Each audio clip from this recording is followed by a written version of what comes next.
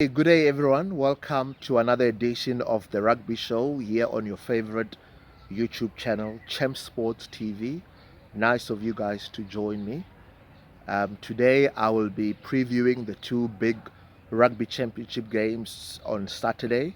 Firstly, the All Blacks versus the Wallabies at Eden Park, and then secondly, the Springboks who welcome the Pumas at Hollywood Kings Park. I'll be very interested to know your comments and your views pertaining to the preview that I will and the notes that I will share with you rather. Without further ado, let's get on with the issue at hand. So yeah, man, the 2022 Rugby Championship comes to an intriguing close this weekend. This is arguably the closest rugby championship since its inception, all the way back in 1996, when it was then called the Tri Nations, with Australia, South Africa, and New Zealand, before the Pumas joined the fray in the late 2000s. Yeah, so the story is all four nations are capable of still winning the championship. In the early game, as I said, it's the All Blacks who welcome the Wallabies at Eden Park at 9:05 South African time on Saturday, and then about 6 hours later, the Springboks will take on the Pumas at Hollywood Bet Kings Park in Durban at 17:05 South African time. The log as it stands is as follows. Each of the four teams have played 5 games each. New Zealand top the table with after the 5 games with 3 victories, 2 defeats, and a total of 14 points. Followed by the Springboks, who have also won 3 games, lost 2, as well as sit on 14 games as well, just like the All Blacks. The Wallabies are in third. They have of the 5 games played, they have won 2 and lost 3, which and they now sit on 10 points. And then finally, the Pumas, who have also won 2 games, lost 3, and are on 9 points at this point in time. Now, the reason you might be asking why the All Blacks are on top and the Springboks are second. That is basically because New Zealand have scored more points, and the points differential is to New Zealand's favor. They are on plus 41, and the Springboks are on plus 28. Now, moving to the All Blacks versus Wallabies this Saturday, starting with the changes in the respective teams. New Zealand have made a couple of changes, starting with from fullback, where Beauden Barrett comes in for his brother Jody Barrett, who then moves to inside center for the injured, or rather for the concussed, David Havili, who who left the field last week in Bledisloe 1 because of concussion. And in the forwards, a couple of changes there. Firstly, at number 8 sees the return of RD Savia, who's arguably been New Zealand's player of the season so far. He returns, taking his place from Hosking Sotutu. He returns, like I said, from missing Bledisloe 1 due to the birth of I think it's third child. Akira Iwani comes in at blindside flank to replace the injured Scott Barrett, and then at number 7, Dalton Papali comes in for captain Sam Kane, who is out because of concussion as well from Bledisloe 1, meaning that Sam Whitelock rather will captain the side from the second row. And then at hooker, we have which is a strange selection in my view. Cody Taylor replaces Samisoni Tokiahau, which, like I said, it's very strange because he's arguably been after Savea, New Zealand's best player so far. And then the subs bench will see the return of, or rather the selection of Roger Tuivasa Shek, who is in line to to make his second test appearance after that sole appearance against Ireland in that third test a couple of months ago. For the Wallabies, no changes in the back line. The front in the forward sees just two changes. Harry Wilson comes in for Rob Valentini at number 8, who then moves to blindside flank, and then Catherine Neville comes in the second row to replace Matt Phillips. Remember that Darcy Swain he's been suspended for 6 weeks due to that horrible clean out last week against the All Blacks on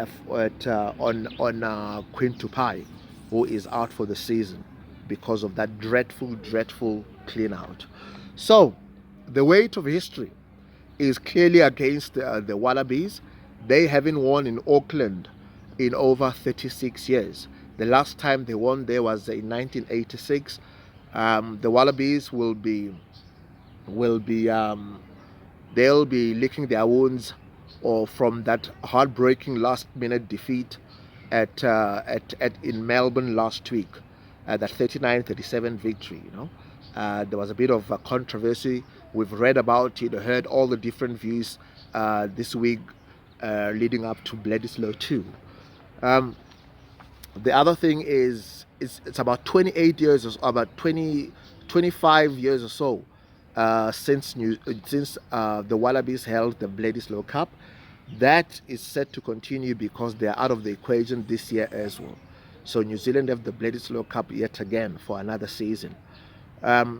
Look, there's always a first for everything, and especially looking at this All Black side, under this current coach, there's been too many times where records have been broken.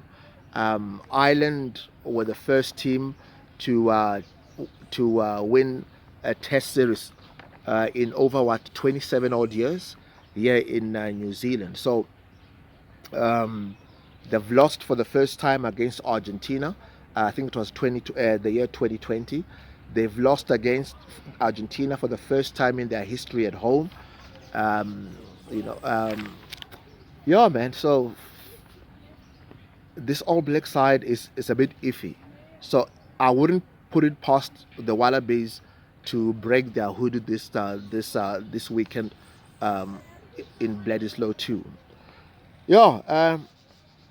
Forecasting the different outcomes or permutations going into this weekend, And now, if both New Zealand and the Springboks get their bonus point victories, each of them will go on to 19 points. Now, then the winner of the championship will be decided on the following factors. Number one, the most wins in the tournament, which will then see both teams on 4 wins each. Then we'll move on to the next category, which they'll look at, which will then be the points difference. Now, as I said earlier on, the points difference as it stands right now is New Zealand are on plus 41, South Africa on plus 28. And then if for some reason the points South Africa manage to close that gap and we go into we finish both games with the points difference the same, then the third bit they'll look at will be the head-to-head between the two teams, which will be remember that the Springboks beat the All Blacks 26-10 at Bobela Stadium, and then the All Blacks won at Ellis Park. I think it was 35 23, I think 33 23, I think, if memory serves me well. But either way, so in total, the Springboks have over the two games against the All Blacks are sitting on 49 points. The All Blacks are sitting on 45 points, which would then mean that the Springboks will then win the title because of that 4 points difference. Moving on to the Springboks against the Pumas. The Springboks have made a couple of changes, or 2 changes to be precise. In the backs, we have Frans Steyn coming in for Damian Willemse, who is out due to concussion. And then in the forwards, we have former Player of the Year, World Player of the Year, Peter Steph Dutoy, who comes in for Franco Mostert at blindside flank. In the substitute bench, there are a couple of changes there. Mbogim Bonambi returns in place of Dion Fourie. Vincent Koch takes his place on the bench to replace Trevor Nyakane. Dwayne Vermeulen makes the 23 in the place of Andre Esterhuizen, who drops off completely. And then Kurtley Arendse returns from his suspension. Remember that suspension he got from that horrible tackle or collision in the first game against the All Blacks at Bombela Stadium. So he makes a welcome return after serving his suspension. On the other side, the Pumas, they also make two changes. In the backs, we've got Juan Imhoff. Remember him? He's the guy that scored a hat-trick back in 2015 when the Pumas beat the Springboks at the same ground to win that game by 37 points to 25. He makes a welcome return.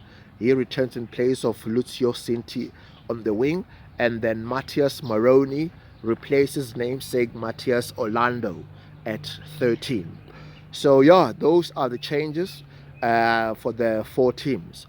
Now, the one advantage for the Springboks is with them kicking off about 6 hours after the final, the full-time whistle at Eden Park.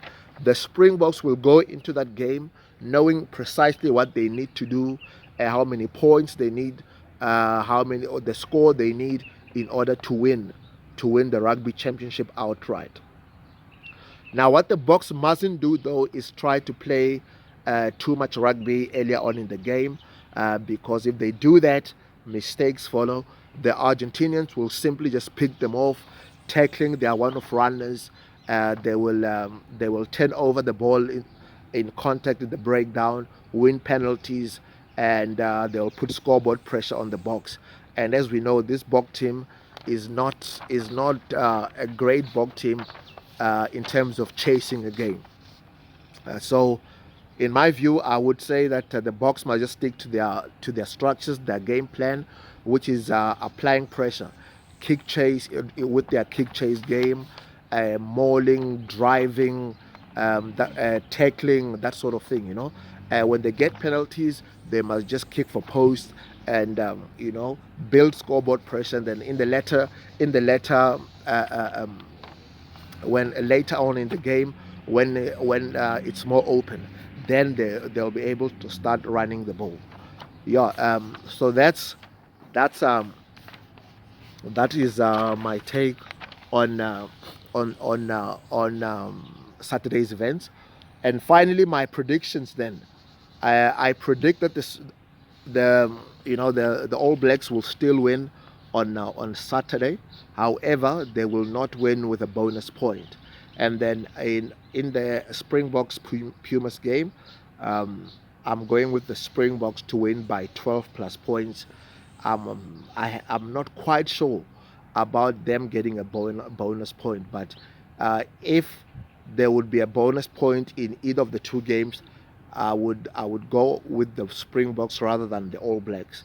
I've gone with the All Blacks by 8 plus points, with the Springboks by 12 plus points. So yeah, that's me, folks, for my preview for this upcoming weekend's games. Send me your comments, please.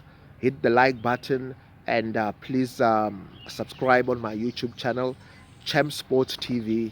And yeah, till next time, have a great Friday, and have a great rugby Saturday, and have a great sporting weekend.